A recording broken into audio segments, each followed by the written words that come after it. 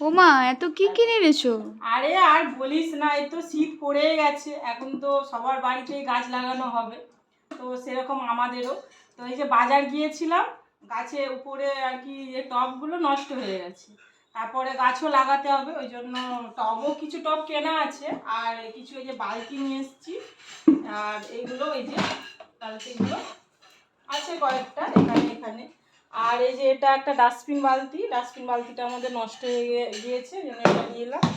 আর এই যে কিছু ফুলের চারা নিয়ে এসেছি, সব কিছু ফুলের নাম চারা আমি হয়তো ঠিক বলবো নাকি জানি না, যদি ভুল কিছু বলি তোমরা আমাকে জানিয়ে দিও।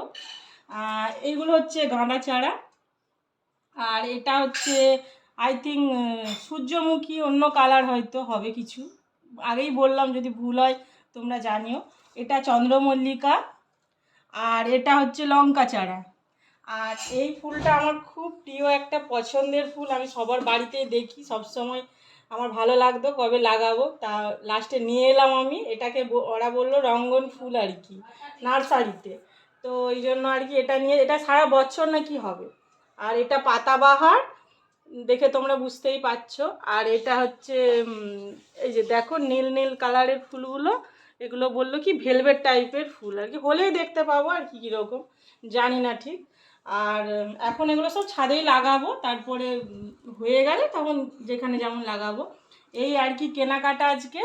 আর আবার এগুলো লাগানোর পরে আবার আরও কিছু চারা নিয়ে আসবো আর কি। তো এখন এগুলো দেখো, এরপরে লাগানোর ভিডিও আবার তোমাদের সামনে আসবে, তো চলো।